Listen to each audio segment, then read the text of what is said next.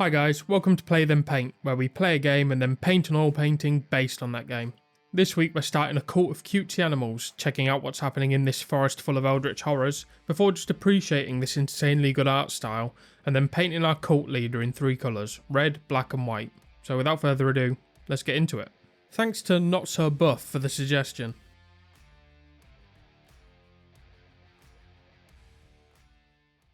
I've had my eye on Cult of the Lamb for a while. I know it made huge waves in roguelike circles, and it's well deserved.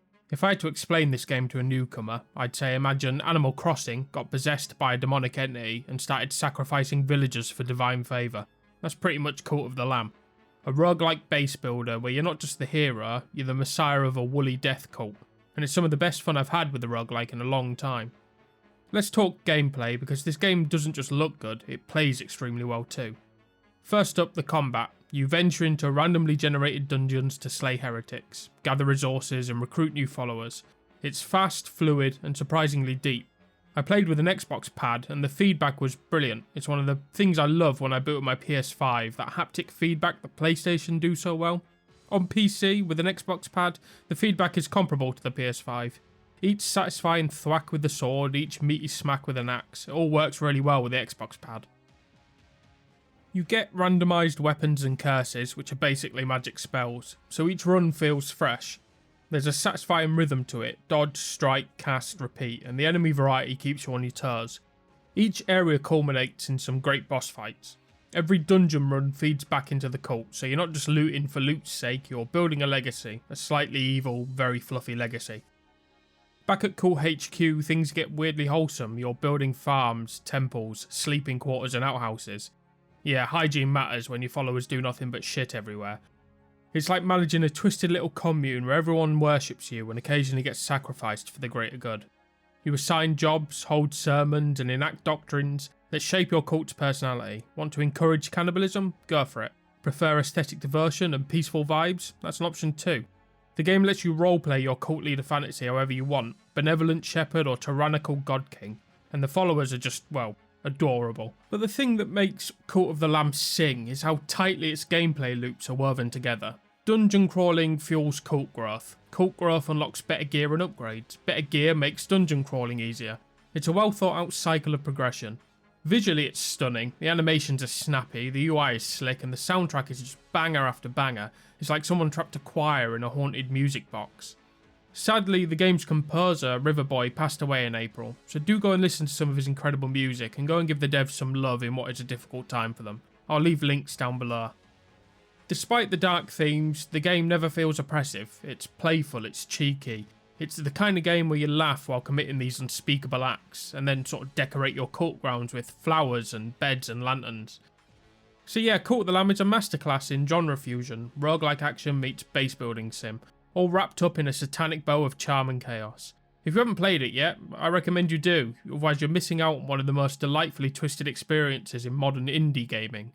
With all that in mind, let's start putting something together on canvas. First, I'm creating a thumbnail. It's nothing fancy, this isn't the finished piece, it's just a quick, loose sketch where we figure out where everything's going to sit on the canvas.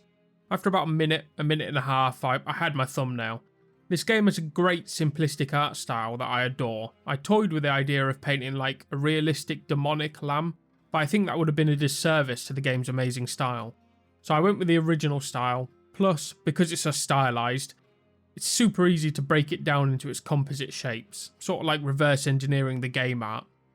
While I get that on canvas, let's just appreciate this game's insanely good art style. Man, I'm in love with this game's visuals. That mix of cutesy animals from a kid's lunchbox mashed together with the twisted mind of H.P. Lovecraft. It works together to make something that is wholly unique. Pixel art is one thing, but this is like pixel art 2.0. Each element is hand-drawn, aside from a few shaders, and it shows. Those bold outlines, that colour palette of greys, blacks and splashes of vivid red, makes each frame pop off your screen. The immense soundtrack, those touches of folklore symbolism. This game should be given to aspiring game artists as a how-to in style. It's simple, yet effective. Well, colour me inspired. Let's get to some painting. Dog, get me a brush. Listen, we've been through this. You're making me look bad on my videos. All those hours of fetch, all those belly rubs. All I ask is that you pass me the stuff I asked for and look cute while you do it. We're trying to be professional content creators here.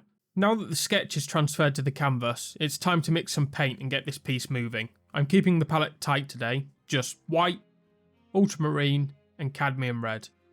The red from the canvas's underpainting is doing double duty. It's acting as any red that appears in the final image. It's a nice shortcut and adds a bit of warmth and texture underneath everything else. For the black I'm mixing ultramarine and cadmium red. I always prefer to mix my own black when I can, it gives the colours more dimension. Tube black tends to look flat and lifeless, especially next to vibrant colours, but when you mix it yourself you get subtle undertones that shift depending on the light and the surrounding colours. Today's tip, mix your black. It's one of those small changes that makes a massive difference, especially if you're working with a limited palette or aiming for a more painterly finish. Having played the game and taken a good look at the box art, it's clear that the devs went for bold, blocky colours. That's great news for me because it simplifies the process and lets me focus on shape and contrast rather than blending like a million gradients. So we're starting with all the white areas first. This gives me a clean base to cut into with the black later, which will help keep those lines crisp. For the really fine details, I'm using my Nail Technician's brush. It's tiny and precise. The bristles are firm enough to hold shape but soft enough to glide, which makes it perfect for those delicate sections where my bigger brushes would just bulldoze through the detail. Once the white's down, I start adding the black. I'm working carefully around any of the red sections I want to preserve, like the eyes and those little stylistic flourishes that give the character its edge. I'm cutting in with the smooth, confident brush stroke, trying to keep those lines as clean as possible. Then I block in the rest of the black using a size 2 brush.